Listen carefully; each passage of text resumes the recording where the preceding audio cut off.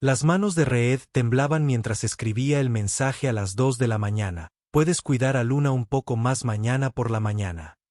Tengo una reunión con el director ejecutivo. Si sale bien, tendré el presupuesto para seguir luchando. Ting. Llegó la respuesta. Te equivocaste de número. A Reed se le encogió el corazón al volver a mirar. El agotamiento de incontables noches sin dormir le había hecho enviar el mensaje a la persona equivocada. En lugar de a Janet, la enfermera del hospital, le había escrito directamente al director ejecutivo de su empresa. A la mañana siguiente, Reed intentaba desesperadamente explicar su error cuando Viven recibió una llamada de un número que le llenó el rostro de preocupación. Enseguida voy, respondió rápidamente, dando por terminada la reunión. Viven condujo al hospital, rezando para que nada malo le hubiera pasado a su hija. La pequeña llevaba 6 meses inmóvil, desde el accidente que se llevó a su amado esposo. Y entonces, un milagro. Su hija estaba despierta, sonriéndole a una adorable niñita a su lado, cuyo brazo estaba vendado por las vías intravenosas. Justo detrás de ellos, Reed se quedó paralizado. ¿Qué estaba pasando? ¿Por qué estaba ella también allí? La alarma sonó a las 4:30 de la mañana, la misma hora que todas las mañanas durante los últimos 8 meses. Reed Patterson se levantó de la estrecha camilla que había colocado junto a la cama de hospital de Luna. Su espalda protestaba por la incómoda postura para dormir a la que se había acostumbrado. A sus 34 años, su cuerpo cargaba como piedras en los hombros el peso de las noches de insomnio y la preocupación constante. La barba incipiente en su mandíbula había pasado de estar de moda a ser la típica de un hombre que había olvidado cómo eran las rutinas normales de aseo. Se movía silenciosamente en su ritual matutino, con cuidado de no despertar a Luna, cuya pequeña figura apenas se erguía bajo las mantas del hospital. Primero, dobló la fina manta que usaba y la guardó en el cajón inferior de su mesita de noche, donde las enfermeras fingieron no notarla. Luego, recogió su ropa de trabajo de la bolsa de viaje que se había convertido en un elemento fijo en la habitación 305, y se dirigió con sigilo al baño familiar al final del pasillo. Las luces fluorescentes sobre el espejo del baño eran implacables, resaltando sus ojeras y como sus pómulos se habían vuelto más prominentes desde que empezó a saltarse comidas para estirar más su presupuesto. Reed se echó agua fría en la cara y se cepilló los dientes con eficiencia mecánica. Su reflejo mostraba a un hombre que había envejecido años en meses, pero había aprendido a no detenerse en esas observaciones. No había tiempo para la autocompasión cuando Luna necesitaba que fuera fuerte. Reed había descubierto que la lavandería del hospital funcionaba con un horario tan preciso como cualquier proyecto de construcción. Las lavadoras y secadoras industriales funcionaban las 24 horas, pero había momentos de tranquilidad entre turnos en los que podía entrar sin ser visto y lavar su ropa de trabajo sin ocupar el espacio que necesitaban otras familias. Había aprendido a programar su rutina de lavado para evitar las prisas matutinas de los padres preparándose para otro día de citas médicas y noticias inciertas. El pequeño frasco de detergente genérico que guardaba en su bolso de mano se había convertido en uno de los muchos compromisos que había hecho para que cada dólar rindiera. Los productos de marca eran lujos que no podía justificar cuando solo los copagos de los medicamentos de Luna consumían la mayor parte de su sueldo. Había desarrollado un catálogo mental de cada gasto, categorizando las compras como esenciales, útiles o innecesarias, con la precisión de quien ha aprendido que la supervivencia financiera depende de la vigilancia constante. A las 5:15, vestía su ropa de supervisor de obra, botas con punta de acero que habían recorrido miles de kilómetros por pasillos de hospital, pantalones de trabajo de mezclilla con las manchas desteñidas de las obras y el café de la cafetería, y una camisa que había tenido mejores días, pero que aún estaba limpia y lo suficientemente profesional para la obra. La camisa había pertenecido a su padre, ajustada para los hombros más anchos de Reed, y usarla le hacía sentir como si continuara una tradición de hombres que resolvían los problemas con trabajo duro y determinación. Antes de irse a la obra, Reed siempre realizaba el mismo ritual silencioso junto a la cama de Luna. Le controlaba la respiración, Le ajustaba las mantas con la delicada precisión de quien ha aprendido a leer las sutiles señales de consuelo y angustia, y susurraba las mismas palabras que había dicho cada mañana desde su diagnóstico. Papá se va a trabajar ahora, cariño, pero volveré antes de que te des cuenta. Tú sigues siendo valiente y yo seguiré luchando por nosotros. Las palabras habían evolucionado durante meses de repetición, convirtiéndose tanto en promesa como en oración. Luna no se movió durante estas salidas matutinas, pero Reed necesitaba decirlas tanto por sí mismo como por ella. Eran su compromiso diario con la imposible tarea de ser todo lo que ella necesitaba. Padre, madre, defensor, protector y la inquebrantable fuente de esperanza que los mantenía a ambos creyendo en días mejores. El viaje a la obra tomó 25 minutos a través de calles vacías antes del amanecer que estaba conectado con camiones de reparto, personal del hospital y otras personas cuyas vidas transcurrían fuera de sus horarios habituales. Reed aprovechaba este tiempo para pasar de ser un padre preocupado a un supervisor concentrado, escuchando la radio y repasando mentalmente las prioridades del día mientras la calefacción de su camioneta luchaba contra el frío de noviembre que se había instalado en la ciudad como un recordatorio persistente de que el invierno se acercaba, estuvieran preparados o no. Su camioneta se había convertido en una oficina móvil llena de papeleo del seguro, facturas médicas y los cuadernos de espiral donde anotaba los síntomas de Luna, las reacciones a los medicamentos y las notas de progreso con la metódica atención al detalle que había aprendido en la gestión de la construcción. La guantera contenía barritas de proteínas, paquetes de café instantáneo y la pequeña farmacia de medicamentos sin receta que le ayudaban a funcionar con muy poco sueño y demasiado estrés. Reed aparcaba en la obra y desayunaba, que solía consistir en café instantáneo de un termo que Sara le había regalado para su tercer aniversario de bodas y la barrita de proteínas más barata de la gasolinera. El termo lo había acompañado durante sus 2 años de viudez y 8 meses de vigilias en el hospital. Su peso familiar en las manos le ofrecía el consuelo que le proporcionaban los objetos que lo conectaban con tiempos más felices. Su almuerzo solía ser un sándwich de mantequilla de cacahuete preparado la noche anterior en la cafetería del hospital, envuelto en la misma toalla de papel que había aprendido a doblar con las esquinas del hospital para una máxima eficiencia.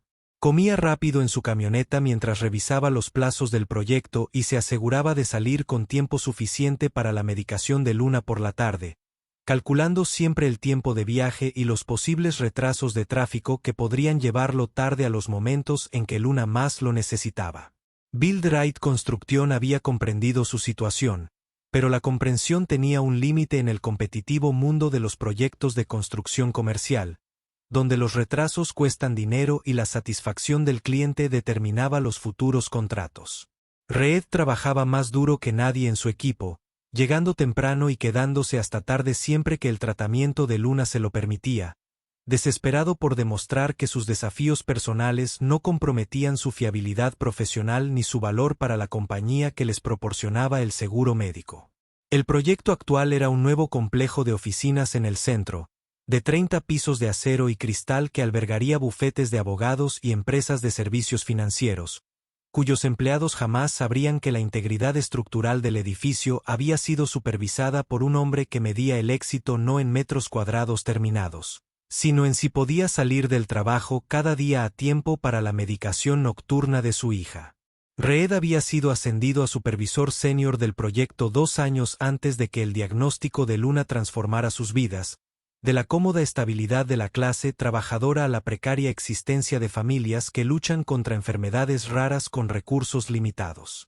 El ascenso había significado una mejor cobertura de seguro, lo que parecía una bendición hasta que descubrió que incluso un buen seguro tenía límites al enfrentarse a enfermedades autoinmunes pediátricas que requerían tratamientos experimentales, viviendo en la costosa zona gris entre la medicina establecida y la investigación. Sus compañeros lo respetaban, pero habían aprendido a no invitarlo a tomar algo después del trabajo ni a las salidas de pesca de fin de semana que antes le proporcionaban las conexiones sociales que hacían soportables los trabajos difíciles. Reed Patterson siempre andaba con prisas, siempre con la preocupación de que las conversaciones informales resultaban intrusivas, siempre calculando mentalmente el tiempo, el dinero y la logística imposible de ser padre soltero de un niño gravemente enfermo. La dinámica del lugar de trabajo había cambiado sutilmente durante el mes transcurrido desde la hospitalización de Luna. Los miembros de su equipo, en su mayoría hombres con sus propias familias y presiones económicas, le demostraron su apoyo con adaptaciones tácitas, cubriéndolo cuando necesitaba atender llamadas médicas, terminando tareas que lo habrían mantenido hasta tarde, ofreciéndole la ayuda práctica que los hombres solían brindar con acciones en lugar de palabras. Pero Reed había aprendido a rechazar la mayoría de las ofertas de ayuda, no por ingratitud, sino por el complejo orgullo que conlleva ser responsable de la supervivencia de otra persona.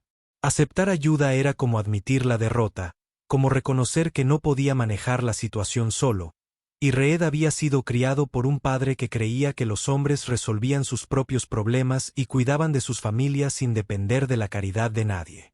Durante su hora de almuerzo, Reed solía encontrarse en su camioneta haciendo llamadas a compañías de seguros, centros de tratamiento y departamentos de facturación que operaban según normas burocráticas que parecían diseñadas para agotar a las familias hasta que se rindieran. Había desarrollado una gran resistencia a la música en espera y los bucles de transferencia, y había aprendido a defender a Luna con la persistencia de quien entendía que nadie más lucharía tan duro por ella como él lo haría. Estas conversaciones rara vez traían buenas noticias, pero Reed dominaba el arte de compartimentar la decepción, reservando sus reacciones emocionales para los momentos privados, cuando Luna no podía verlas. Había aprendido a hablar el lenguaje de la facturación médica, a comprender los deducibles, copagos y las penalizaciones por fuera de la red que transformaban la recuperación en una carrera de obstáculos financieros que favorecía a familias con recursos que él nunca había tenido. Los representantes de seguros que respondían a sus llamadas solían ser amables, pero su autoridad para aprobar cualquier cosa más allá de los procedimientos estándar era limitada.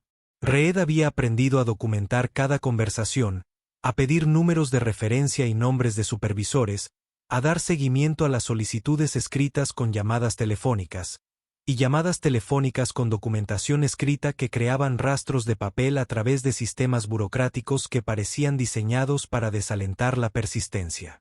Pero la persistencia era un recurso que Reed poseía en abundancia, alimentado por el recuerdo de la confianza de Luna en su capacidad para arreglar lo que estuviera mal y mejorarlo todo. Nunca dudó de que papá pudiera resolver cualquier problema, manejar cualquier crisis, y Reed estaba decidido a demostrar que su fe estaba justificada, incluso cuando los problemas parecían más grandes de lo que cualquier determinación individual podía resolver. Las tardes eran cuando el horario cuidadosamente elaborado de Reed se volvía más estresante. Necesitaba salir de la obra a las 3:30 para llegar al hospital a las 4, hora de la medicación de Luna. Pero los proyectos de construcción operaban según sus propios ritmos impredecibles.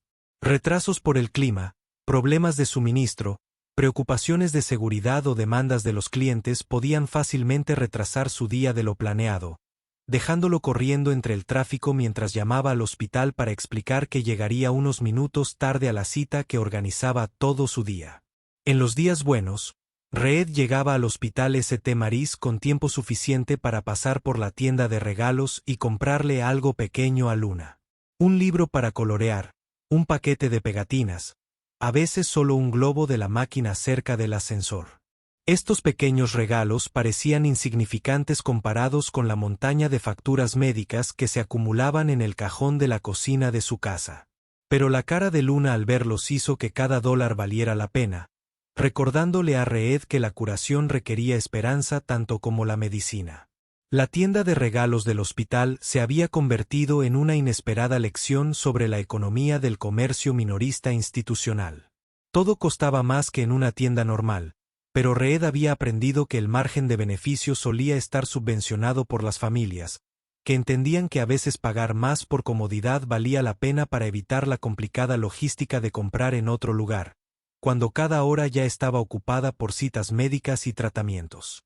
La señora Chen, que trabajaba en el turno de tarde en la tienda de regalos, había aprendido a reconocer a Reed y a veces le ofrecía artículos que Luna había admirado en visitas anteriores. Ofrecía su amabilidad sin comentarios ni compasión, Como quienes trabajaban en hospitales aprendían a brindar pequeños consuelos a familias que atravesaban situaciones imposibles. Reed apreciaba su discreción casi tanto como su generosidad, pues comprendía que la dignidad a menudo se preservaba gracias a la amabilidad de desconocidos que sabían cuándo no hacer preguntas. La habitación de Luna se había convertido en un hogar más que su apartamento, que Reed no había visto en más de un mes, salvo para ducharse y cambiarse. Poco a poco, había adaptado sus vidas a los sistemas de alojamiento familiar del hospital, durmiendo en la estrecha camilla y aprendiendo a vivir con el ritmo de los cambios de turno, los horarios de medicación y el zumbido constante del equipo médico que se había convertido en la banda sonora de su existencia. El ICU pediátrico tenía su propio ecosistema, poblado por familias en diversas etapas de crisis y esperanza, que Reed había aprendido a manejar con la cautela de quien entendía que la supervivencia emocional requería límites cuidadosos. Había aprendido a reconocer las diferentes expresiones de los padres en el pasillo. La mirada conmocionada de los recién llegados que aún procesaban un diagnóstico que les cambió la vida. La cansada determinación de los residentes de larga duración como él, que habían aprendido a medir el progreso en pequeñas victorias, y ocasionalmente la mezcla de alivio e incredulidad que sentían las familias que se preparaban para volver a casa con sus hijos en recuperación. Reed intentó no observar demasiado de cerca esas escenas de partida, temeroso de la envidia que despertaban en él y de las preguntas que planteaban sobre cuándo, o si, él y Luna experimentarían su propio regreso a casa. En cambio, se centró en las rutinas diarias que proporcionaban estructura en un entorno donde la incertidumbre era la única constante, y la esperanza era esencial y peligrosa a partes iguales. Las otras familias se habían familiarizado sin llegar a ser amigas, conectadas por circunstancias compartidas, pero separadas por la privacidad que las familias a menudo necesitaban cuando se enfrentaban a una crisis médica. Reed saludaba cortésmente con la cabeza a otros padres en el pasillo, compartía un cómodo silencio en las salas de espera y ocasionalmente intercambiaba palabras. Información crítica sobre el estacionamiento, el horario de la cafetería o que enfermeras eran más pacientes con niños ansiosos. Pero había aprendido a resistirse a las conexiones más profundas que podrían haberle brindado apoyo emocional. En parte porque no tenía energía para las crisis de otras personas cuando la situación de Luna exigía toda su atención, y en parte porque acercarse demasiado a otras familias significaba presenciar resultados que le recordaban lo precaria que era realmente su propia situación. Algunos niños mejoraban y se iban a casa, otros no, y Reed no podía permitirse pensar demasiado en qué categoría podría ocupar Luna en última instancia. Los tratamientos de Luna seguían un horario preciso que Reed había memorizado por completo, un horario que regía toda su existencia y dejaba poco espacio para la espontaneidad o las experiencias normales de la infancia. Medicación a las 8 de la mañana administrada por enfermeras que habían aprendido a hacer el proceso lo menos doloroso posible para una niña de 7 años que había soportado meses de agujas y procedimientos con una valentía notable. Fisioterapia a los 10 años diseñada para mantener la fuerza muscular y la coordinación que la enfermedad amenazaba con robar. Análisis de sangre cada 2 días registrados en gráficos que Reed había aprendido a leer con la pericia de alguien cuya supervivencia de su hija dependía de comprender números que medían cosas invisibles a simple vista. Entre tratamientos, Reed le leía a Luna libros que tomaba prestados de la biblioteca del hospital, una colección mantenida por voluntarios que entendían que la curación requería historias e imaginación tanto como medicina. Habían descubierto series sobre niños valientes que enfrentaban aventuras imposibles y encontraban consuelo en héroes de ficción que nunca se rindieron a pesar de las adversidades. Reed se había vuelto experto en leer en voz alta, modulando su voz para diferentes personajes y creando el tipo de representación teatral que hacía que las habitaciones de hospital parecieran mágicas temporalmente. También habían desarrollado elaborados juegos de cartas adaptados para una niña de 7 años con energía limitada. Competiciones que podían pausarse para procedimientos médicos y reanudarse horas después sin perder su atractivo. Luna se había vuelto extraordinariamente buena en juegos que requerían memoria y estrategia. Su joven mente se había agudizado tras meses de tratamientos que la dejaban cansada, pero su intelecto ávido de estimulación y desafío. Pero era en esos momentos de tranquilidad, cuando Luna dormía o descansaba entre procedimientos, que Reed sentía todo el peso de la situación. Se sentaba en la silla de vinilo junto a su cama, observando cómo su pequeño pecho subía y bajaba con el ritmo constante que se había convertido en su meditación más importante, y se permitía pensar en todo lo que no podía solucionar solo con determinación y trabajo duro. El tratamiento experimental que el seguro no cubría se cernía sobre sus pensamientos como una montaña insalvable. Los ensayos clínicos cuyas listas de espera se medían en meses en lugar de semanas. Los especialistas que exigían pagos por adelantado antes de programar las consultas, tratando a familias desesperadas como clientes, cuya capacidad de pago determinaba su acceso a la experiencia que podría salvar la vida de sus hijos. Estos pensamientos lo llevaban inevitablemente a los cálculos que lo mantenían despierto por las noches. Ecuaciones matemáticas donde las necesidades de Luna siempre superaban sus recursos por márgenes que hacían que los enfoques tradicionales de resolución de problemas parecieran inadecuados. Reed ya había pedido prestado con su camioneta como garantía, había vaciado la cuenta de ahorros que había creado lentamente durante años de un presupuesto cuidadoso y había recibido adelantos de su sueldo que afectarían sus ingresos durante los próximos meses. Sus tarjetas de crédito se acercaban a su límite. Saldos que habían crecido por compras de emergencia de cosas que el seguro no cubría. Tarifas de estacionamiento que se acumulaban como interés compuesto. Comidas en las cafeterías del hospital donde todo costaba más que en los restaurantes normales. Gasolina para el constante viaje entre casa, trabajo y hospital que se había convertido en la geografía de sus vidas. El pago de la hipoteca de Reed se había retrasado 2 veces en los últimos 4 meses. Cada retraso generaba multas que ajustaban aún más el presupuesto del mes siguiente. El asesor financiero del hospital le había dado folletos sobre bancarrota médica y le había hablado con amabilidad sobre reorganizar la deuda y empezar de cero. Pero Reed no se atrevía a considerar esas opciones en serio. La bancarrota se sentía como rendirse, como admitir que no podía proteger a Luna de las consecuencias financieras de su enfermedad, como tampoco la había podido proteger de la enfermedad misma. Los momentos más difíciles llegaban cuando Luna hacía preguntas sin buenas respuestas. Preguntas que los niños hacían con la honestidad directa que los adultos aprendían a evitar. «Papá, ¿cuándo podemos irnos a casa?», preguntaba. Y Reed sonreía y decía, «Pronto, cariño», aunque no tenía ni idea de cuándo sería cierto o si su apartamento seguiría allí cuando Luna se recuperara lo suficiente como para salir del hospital. «¿Me voy a recuperar?», era la pregunta que atormentaba los sueños de Reed, formulada con la naturalidad de la realidad. La iosidad de un niño de 7 años que había aprendido que los adultos a veces se preocupaban por cosas que los niños no podían controlar. Reed había aprendido a redirigir estas conversaciones hacia la esperanza y el espíritu de lucha. Pero solo en la oscura habitación del hospital por la noche, a veces se preguntaba si su optimismo era justo con Luna o si debería estar preparándolos a ambos para otras posibilidades que los profesionales médicos discutían con cuidadosos eufemismos. El aislamiento era quizás la parte más cruel de su situación, más dolorosa que la presión financiera o la incertidumbre médica.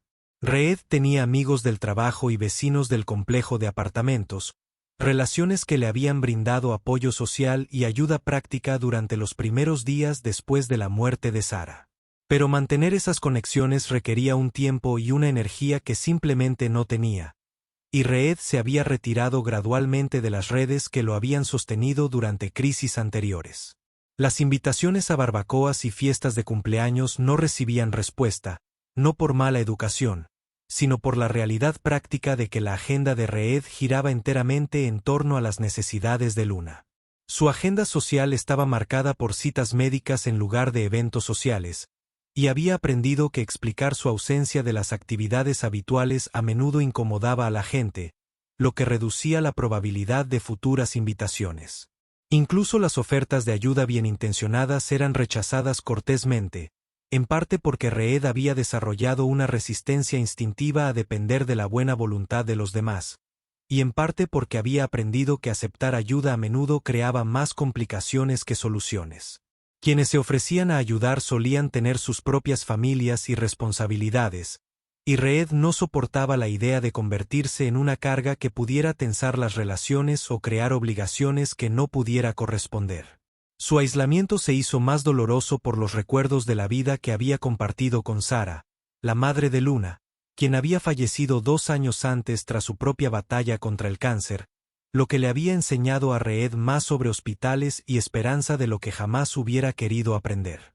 Sarah había sido la persona sociable en su matrimonio, la que mantenía las amistades, organizaba reuniones y se aseguraba de que se mantuvieran conectados con su comunidad a través de las relaciones que brindaban apoyo práctico en momentos difíciles.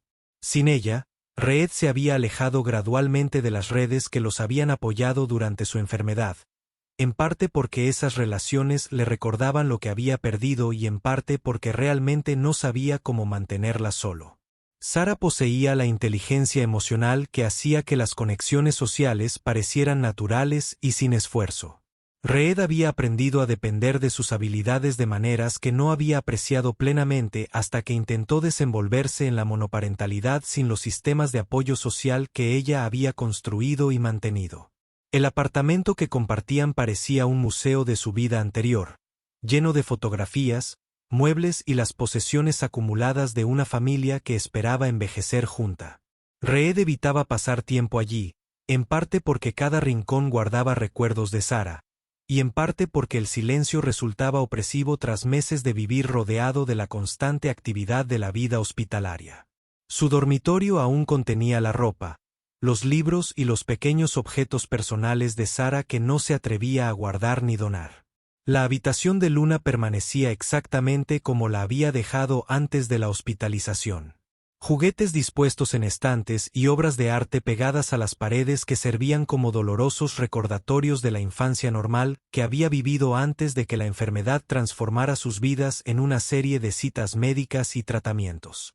A veces, tarde por la noche, cuando Luna dormía plácidamente y los pasillos del hospital estaban silenciosos salvo por los suaves pasos de las enfermeras del turno de noche, Reed se permitía recordar cómo había sido la vida familiar normal. Panqueques y dibujos animados los sábados por la mañana, cuando sus mayores preocupaciones eran si Luna había terminado sus verduras y si debían ir al parque o a la biblioteca para su aventura semanal. Paseos los domingos por la tarde sin destino en mente, con las ventanillas bajadas y música sonando mientras Luna charlaba sobre sus amigos del colegio y mostraba los dibujos de la semana. El simple placer de arropar a una niña sana en su propia cama, en su propia casa, sabiendo que se despertaría renovada y lista para cualquier aventura que el día siguiente pudiera traer, con la seguridad de que el mañana sería similar al hoy en todas las formas cómodas que las familias sanas daban por sentado. Pero esos recuerdos, aunque preciosos, también les recordaban lo lejos que se habían alejado de la normalidad, como sus vidas se habían reorganizado por completo en torno a las citas médicas y los horarios de los tratamientos, y la constante incertidumbre que conllevaba luchar contra una enfermedad rara que incluso los especialistas luchaban por comprender por completo. Reed había aprendido a vivir con la incertidumbre, pero nunca había aprendido a disfrutarla, y a veces se preguntaba. Rojo si Luna pudiera percibir su miedo bajo la fachada optimista que tanto se esforzaba por mantener. La presión financiera era constante y empeoraba cada mes, una progresión matemática que Reed seguía con la misma atención al detalle que dedicaba a los presupuestos de los proyectos de construcción. Su seguro cubría la hospitalización básica y los tratamientos estándar. Pero la condición de Luna requería protocolos experimentales que existían en la zona gris entre la medicina establecida y la investigación. Tratamientos con precios tan altos que hacían que el salario de construcción de Reed se sintiera insuficiente, incluso con las horas extra que trabajaba siempre que podía. Había empezado a aceptar trabajos secundarios los fines de semana, pequeños proyectos residenciales que podía completar solo y que pagaba en efectivo, que podía usar para gastos que el seguro no cubría. El trabajo era físicamente exigente después de una semana completa en la obra principal. Pero Reed agradecía el agotamiento que conllevaba el duro trabajo físico. Era más simple que el agotamiento emocional de ver a Luna luchar, y el dinero extra, por modesto que fuera, se sentía como un avance hacia la meta imposible de cubrir completamente los costos de su tratamiento. Estos proyectos paralelos lo llevaron a barrios donde vivían familias en casas que costaban más de lo que Reed jamás había ganado en un año, trabajando para clientes que pagaban mejoras en el hogar con la naturalidad de quienes nunca habían calculado si podrían permitirse la compra y el alquiler en el mismo mes. Reed intentó no resentirse por la disparidad, centrándose en cambio en el trabajo en sí y en la satisfacción que le proporcionaba resolver problemas con herramientas y materiales que se comportaban según reglas predecibles. Pero el contraste era imposible de ignorar por completo, sobre todo cuando las conversaciones con los clientes revelaban las suposiciones casuales del privilegio económico. Hijos que asistían a escuelas privadas, vacaciones familiares planificadas con años de antelación, fondos universitarios que crecían automáticamente mediante inversiones que Reed no entendía. Estos vistazos a la seguridad financiera de otras familias le recordaron lo precaria que se había vuelto su propia situación, como la enfermedad de Luna había alterado por completo la cómoda estabilidad de la clase trabajadora que antes daba por sentada. La camioneta de Reed se había convertido en su oficina móvil, llena de papeleo del seguro que parecía multiplicarse más rápido de lo que podía procesarlo, facturas médicas que llegaban con la misma regularidad que las revistas de suscripción, y los cuadernos donde anotaba los síntomas de Luna, las reacciones a los medicamentos y las notas de progreso, con la metódica atención al detalle que había aprendido en la gestión de la construcción. La guantera guardaba barritas de proteínas, paquetes de café instantáneo y la pequeña farmacia de medicamentos sin receta que lo ayudaban a funcionar con muy poco sueño y demasiado estrés. Las llamadas telefónicas eran la peor parte de su día a día. Horas en espera con compañías de seguros que operaban según normas burocráticas que parecían diseñadas para agotar a las familias y obligarlas a rendirse en lugar de luchar por la cobertura de tratamientos que podrían salvar la vida de sus hijos. Reed había aprendido a navegar por estos sistemas con el mismo enfoque metódico que aplicaba a los proyectos de construcción, descomponiendo los problemas complejos en tareas manejables y un seguimiento persistente que finalmente vencía la resistencia con pura determinación. Pero a diferencia de los proyectos de construcción, las burocracias médicas rara vez operaban según plazos lógicos o especificaciones claras. Los procesos de aprobación que deberían haber tomado días se extendieron a semanas, requiriendo múltiples llamadas telefónicas y apelaciones por escrito que consumían mucho tiempo. Reed no tenía energías de sobra. Cada reclamación denegada significaba empezar de nuevo con diferentes representantes que exigían explicaciones completas sobre la condición de Luna y su historial de tratamiento, como si sus necesidades médicas fueran objeto de debate en lugar de un diagnóstico profesional. Reed había aprendido a documentar cada conversación, a pedir números de referencia y nombres de supervisores, a dar seguimiento a las solicitudes escritas con llamadas telefónicas, y llamadas telefónicas con documentación escrita que creaba rastros de papel a través de sistemas que parecían diseñados para desalentar la persistencia en lugar de brindar la cobertura médica que las familias pagaban a través de primas mensuales que se habían convertido en uno de sus mayores gastos regulares. Los representantes de seguros que respondían a sus llamadas solían ser amables, pero con autoridad limitada para aprobar cualquier cosa más allá de los procedimientos estándar, atrapados en sistemas burocráticos que favorecían los tratamientos establecidos sobre los enfoques innovadores que podrían ofrecerle a Luna mejores resultados. Reed había aprendido a no culpar a estas personas por políticas que escapaban a su control, y se había centrado en forjar relaciones con representantes que comprendían su situación y podían manejar los sistemas de su propia empresa con mayor eficacia que alguien que llamaba por primera vez. Pero los pacientes no pagaban sus facturas médicas, y Reed se estaba quedando sin opciones financieras que no implicaran comprometer la atención de Luna ni su capacidad para mantenerlos. Necesidades básicas.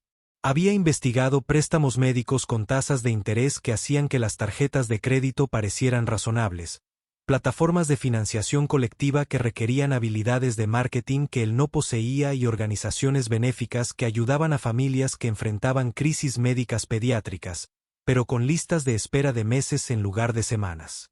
Cada posibilidad tenía sus propios requisitos y limitaciones. Procesos de solicitud que podían tardar semanas o incluso meses en completarse. Mientras tanto, las necesidades de tratamiento de Luna seguían acumulando costos que se agravaban a diario, como los intereses de deudas que ya eran mayores de lo que Reed jamás hubiera imaginado. La situación se había vuelto cada vez más desesperada. Un problema donde las necesidades de Luna siempre superaban sus recursos por márgenes que los enfoques tradicionales de resolución de problemas no podían cubrir. La reunión con Vivian Chambers, directora ejecutiva de Chambers Medical Technologies, representaba la mejor esperanza de Reed para acceder al tratamiento experimental que Luna necesitaba. Una cita que le había llevado meses organizar, pasando por múltiples niveles de asistencia administrativa y guardianes corporativos que protegían el tiempo de su director ejecutivo con una eficiencia meticulosa que Reed había aprendido a respetar y con la que trabajaba. Reed había pasado semanas investigando a Vivian Chambers y su empresa, aprendiendo sobre sus iniciativas de investigación y programas de alcance comunitario, preparando una presentación que esperaba la convencería de considerar el caso de Luna para obtener algún tipo de asistencia compasiva que pudiera acortar la distancia entre lo que cubría el seguro y lo que Luna realmente necesitaba para tener la mejor posibilidad de recuperación. Se había preparado para posibles preguntas y objeciones, e incluso había comprado una camisa nueva para la reunión porque entendía que la primera impresión importaba en contextos empresariales donde las decisiones se tomaban en función de presentaciones y credibilidad profesional. La camisa había costado más de lo que Reed solía gastar en ropa, pero justificó el gasto como una inversión en el futuro de Luna, entendiendo que a veces gastar dinero que no tenía era necesario para acceder a recursos que podrían ahorrarle dinero que no podía permitirse perder. Pero bajo toda esa preparación yacía una corriente de desesperación que Reed se esforzaba por disimular, comprendiendo que las reuniones de negocios exitosas requerían confianza y competencia, más que la necesidad manifiesta que lo impulsaba a cada momento. Esta reunión no se trataba solo de acceder a un tratamiento experimental. Se trataba de la esperanza misma, de la posibilidad de que alguien con recursos e influencia pudiera ver la situación de Luna como digna de una ayuda extraordinaria que pudiera transformar sus vidas de imposibles a simplemente difíciles. A Reed no se le escapó la ironía de que Chambers Medical Technologies fabricara algunos de los equipos que mantenían a Luna con vida. Que las bombas intravenosas, los dispositivos de monitorización y las máquinas de diagnóstico que llenaban su habitación de hospital llevaran el logotipo distintivo de Vivian Chambers Company. Reed lo había notado durante las largas horas que pasaba junto a la cama de Luna, preguntándose si la directora ejecutiva, cuya firma aparecía en los manuales de los equipos, tenía alguna idea de las familias cuyas vidas dependían de las innovaciones de su empresa. Si entendía que sus decisiones comerciales afectaban a niños reales que enfrentaban crisis reales en hospitales de todo el país. Esta conexión personal con Chambers Medical Technologies le había dado a Reed la esperanza de que Vivian Chambers fuera más receptiva a su solicitud que otros ejecutivos, que alguien cuya empresa se dedicaba a ayudar a niños enfermos pudiera comprender la urgencia de la situación de Luna y la importancia de los tratamientos experimentales que existían fuera de la cobertura de seguros tradicionales, pero dentro del ámbito de las posibilidades médicas. Pero conocer a Vivian Chambers profesionalmente y conocerla personalmente eran desafíos completamente diferentes que Reed abordó con la combinación de determinación y terror que había caracterizado la mayor parte de su navegación a través de sistemas diseñados para personas con más recursos y capital social que él. Reed había visto su fotografía en revistas de negocios y publicaciones de la empresa, había leído artículos sobre su éxito en la construcción de un imperio de tecnología médica, pero nunca había interactuado socialmente con nadie que se moviera en esos círculos de poder corporativo y toma de decisiones ejecutivas. La perspectiva de sentarse frente a ella en una sala de conferencias corporativa, pidiendo ayuda que no podía pagar, desató todas las inseguridades que Reed tenía sobre su clase, educación y su propia dignidad, para solicitar ayuda de alguien muy por encima de su posición económica. Estas inseguridades se vieron agravadas por el orgullo natural de Reed, el mismo rasgo que lo hacía rechazar las ofertas de ayuda de amigos y vecinos que ocupaban posiciones económicas similares y comprendían los desafíos que enfrentaba. Reed había sido criado por un padre que creía que los hombres resolvían sus propios problemas, cuidaban de sus familias y no pedían limosnas, independientemente de las circunstancias que pudieran hacerlo. La ayuda necesaria para sobrevivir. Estos valores le habían sido útiles a Reed durante la mayor parte de su vida adulta, brindándole la motivación y la determinación que lo habían llevado al éxito en la gestión de la construcción y a ser un esposo y padre confiable en tiempos normales. Pero la enfermedad de Luna le había enseñado que algunos problemas eran más grandes que la determinación individual, que algunas luchas requerían recursos que cualquier persona podía aportar, sin importar cuánto trabajara o cuán cuidadosamente administrara sus finanzas. La lección había sido dolorosa y continua, obligando a Reed a reconsiderar las suposiciones sobre la autosuficiencia y la independencia que habían moldeado su identidad desde la infancia.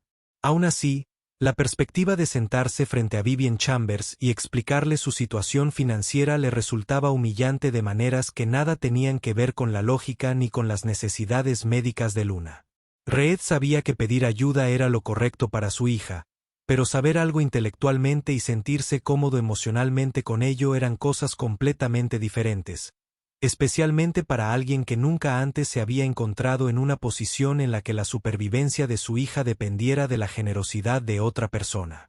Había pasado noches en vela imaginando diferentes escenarios para su reunión, practicando maneras de presentar el caso de Luna que enfatizaran sus necesidades médicas en lugar de sus limitaciones financieras, con la esperanza de mantener cierta dignidad, al tiempo que reconocía su dependencia de los recursos y la buena voluntad de otra persona. El equilibrio parecía imposible de lograr, requiriendo que fuera lo suficientemente vulnerable como para justificar la ayuda y a la vez aparentar la competencia necesaria para merecerla. La noche anterior a su reunión programada, Reed había estado más agotado de lo habitual, desgastado por semanas de preparación y meses de estrés que se habían acumulado como sedimento en sus huesos y músculos. Luna había estado inquieta, quejándose de la aguja intravenosa en su pequeño brazo, con la naturalidad de quien había aprendido a vivir con la incomodidad, pero no a dejar de notarla. Reed había prometido pedirle a Janet, la amable enfermera de noche que se había convertido en una de las pocas personas en las que confiaba plenamente el cuidado de Luna, que la vigilara con especial atención. Durante su reunión matutina, Janet era una mujer de mediana edad con nietos, que sabía cómo equilibrar la eficiencia médica con la calidez maternal, brindando el tipo de atención cariñosa que Reed apreciaba, pero que no siempre podía brindarse cuando la preocupación y el agotamiento comprometían su paciencia natural. Su teléfono se había apagado, con la pantalla apagada mientras escribía el mensaje en la oscuridad previa al amanecer de la habitación de Luna, rodeado de los sonidos familiares del equipo médico y la respiración tranquila que se había convertido en su canción de cuna más importante. Los dedos de Reed, gruesos y callosos por años de trabajo en la construcción, siempre habían tenido dificultades con los diminutos teclados de los teléfonos inteligentes, y la combinación de agotamiento y estrés emocional lo había vuelto descuidado de maneras que lo habrían avergonzado si hubiera estado más atento. Cuando recibió la respuesta, "Te has equivocado de número".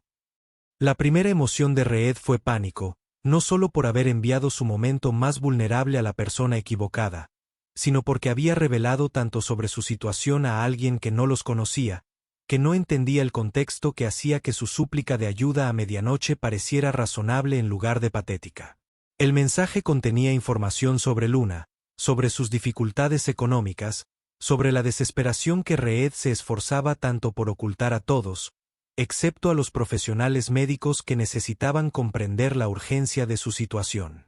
Se quedó mirando su teléfono en la penumbra de la habitación del hospital, intentando averiguar qué contacto había seleccionado por error, con la esperanza de que fuera alguien que simplemente borrara el mensaje y se olvidara del padre desesperado que accidentalmente le había revelado su debilidad a un desconocido. Pero cuando se dio cuenta de que, de alguna manera, le había enviado el mensaje a la mismísima Vivian Chambers, la directora ejecutiva con la que debía reunirse en unas horas, Reed sintió una mezcla de mortificación y terror que le hizo temblar las manos aún más que al escribir el mensaje original. La perspectiva de enfrentarse a Vivian Chambers ahora parecía imposible, como intentar hacer una presentación profesional en pijama o intentar mantener la dignidad mientras admitía errores que revelaban lo mucho que su vida se había descontrolado. ¿Cómo podía sentarse en su despacho y presentar su presentación cuidadosamente preparada cuando ella ya lo había visto en su momento más desesperado? ¿Cómo podía fingir compostura cuando ella sabía exactamente lo cerca que estaba del abismo? Reed había pasado las horas restantes antes del amanecer alternando entre ensayar disculpas por el mensaje de texto y preguntarse si debería cancelar la reunión por completo, ahorrándoles a ambos la incomodidad de fingir que el mensaje de medianoche no había revelado más sobre su situación que cualquier presentación de negocios. Pero cancelar significaría ceder. La mejor oportunidad de Luna para acceder al tratamiento que necesitaba, y Reed había aprendido que su propia comodidad era menos importante que la salud de su hija, que su orgullo era un lujo que no podía permitirse cuando la vida de Luna pendía de un hilo. Mientras Reed se preparaba para salir del hospital esa mañana, Luna aún dormía plácidamente en su cama, con el ritmo constante que se había convertido en su meditación más importante. La besó en la frente y susurró la misma promesa que hacía todos los días. Papá se encargará de todo, cariño. Concéntrate en mejorar y yo me encargo del resto. Las palabras surgieron automáticamente, un ritual de consuelo que había repetido tantas veces que parecían una plegaria, un conjuro, la clase de magia que los padres desesperados invocan cuando la medicina y la determinación no son suficientes para garantizar los resultados que sus hijos merecen. Caminando por los pasillos del hospital hacia lo que podría ser la reunión más importante de su vida, Reed cargaba con el peso de 8 meses dedicados a aprender a vivir con la incertidumbre, a esperar sin garantías, a amar a alguien tan profundamente que sus necesidades se volvieron más importantes que su propio orgullo o comodidad, o cualquiera de las suposiciones sobre la autosuficiencia que una vez definieron su identidad como hombre y padre. El error del mensaje de texto había despojado cualquier pretensión que pudiera haber mantenido sobre su situación. Pero quizás eso no fuera del todo malo. Quizás la honestidad, incluso la honestidad accidental, era una mejor base para pedir ayuda que la presentación cuidadosamente construida que había pasado semanas perfeccionando, puliéndola hasta que brillara con una competencia profesional que podría haber ocultado la cruda desesperación que realmente impulsaba cada decisión. La mañana estaba gris y lloviznaba. Un clima de noviembre que coincidía con el estado de ánimo de Reed mientras conducía por calles casi vacías hacia la torre de cristal que albergaba Chambers Medical Technologies, hacia una reunión que determinaría si la historia de Luna continuaba como una batalla. ¿Lucharon solos o se convirtieron en parte de algo más grande? Una conexión que podría transformar su crisis en un desafío compartido que dos familias podrían enfrentar juntas. Pero primero tuvo que encontrar el coraje para entrar en ese edificio de oficinas corporativas, tomar el ascensor hasta la planta ejecutiva y enfrentarse a la mujer que ahora sabía más sobre su desesperación de lo que jamás había pretendido revelar a nadie, especialmente a alguien cuya decisión podría marcar la diferencia entre la esperanza y la rendición en la lucha por salvar la vida de Luna. Mientras tanto, 3 pisos más arriba, en la UCI pediátrica, Luna Patterson dormía plácidamente junto a otra niña que no había hablado con nadie en 6 meses. 2 niños cuya amistad ya estaba formando el puente que eventualmente conectaría a sus familias de maneras que ni Reed ni Vivian Chambers podrían haber anticipado. El conejo de peluche que había pertenecido a la madre de Luna estaba en la mesita de noche entre sus camas, un testigo silencioso del poder sanador de la conexión y de la verdad de que a veces la ayuda más importante proviene de las fuentes más inesperadas.